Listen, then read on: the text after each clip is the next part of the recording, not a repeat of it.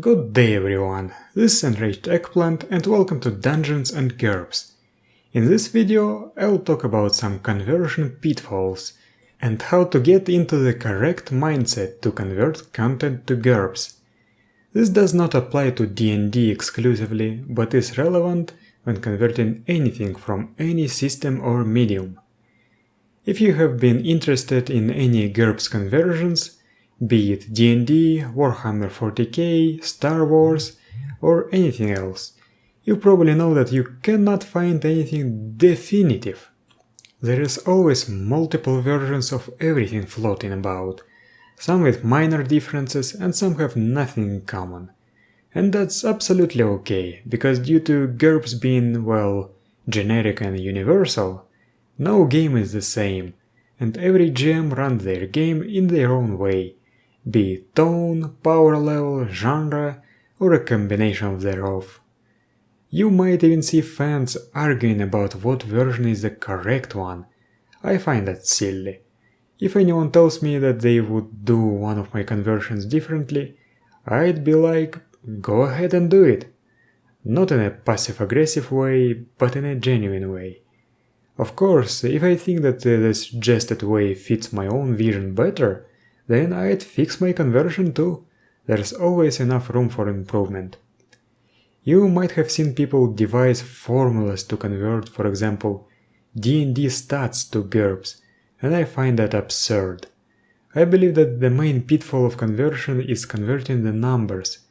For example, I've personally seen the following. A Great Worm Black Dragon in D&D 3.5 has a natural armor class bonus of 36. Full plate armor in D&D grants a +9 armor class bonus. That means that a Great Worm has an equivalent of 4 full plate armors worn. Heavy plate armor in GURPS provides DR 9. 4 heavy plate armors would provide DR 36. That means that a Great Worm Black Dragon in GURPS would have scales that provide DR 36. You should understand that D&D and GURPS are absolutely different systems, where armor works differently, and that converting it in this way is just wrong. Plus, there is no numerical inflation due to the absence of levels and challenge ratings. And there was no mention of what the GURPS game was even like. If it was over-the-top cinematic high fantasy, then maybe DR36 would actually have worked.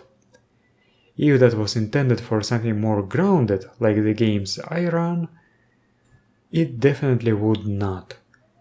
Just for the record, GURPS Dungeon Fantasy Monsters 4 Dragons has dragons with DR from 6 to 18, the latter being a super ancient annihilator dragon. So the first and probably the most major pitfall is looking at the numbers.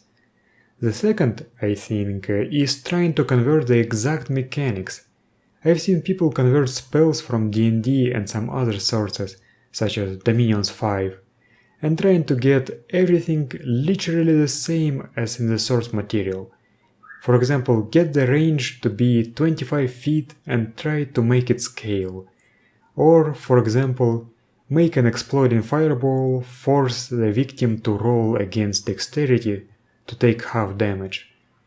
Both of these are silly, because GURPS does not really have caster levels, although you can make some spells scale with skill level, for example.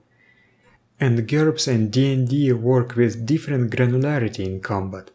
What is a reflex save to half damage from a fireball in D&D is just a dive for cover in GURPS. Sometimes the exact mechanics can be ported over to GURPS seamlessly, but often that's not the case, especially with very gamey mechanics. Here is an example. D&D Monk's Stunning Fist. What exactly is it, and how can you represent it in GURPS? It could be an affliction that is a follow-up to a punch. It could be an application of the crippling blow imbuement skill. It could be the use of the pressure secret skill. Or it could be simply a punch to the face, because it forces a stun check. The latter two cases, you don't even have to port anything, it's already in GURPS. Can you see it now? We had a quite vague ability that can be translated differently into a system with more granularity in combat. And that's the thing. You don't have to convert the exact mechanics. You have to convert the idea of the ability. Don't stick too closely to the source material. I will show you many more examples in the future videos. And that's it for this video. For further reading, I recommend checking out GURPS Adaptations, the book that everyone forgets about, that covers this topic in a much more greater detail. See you next time!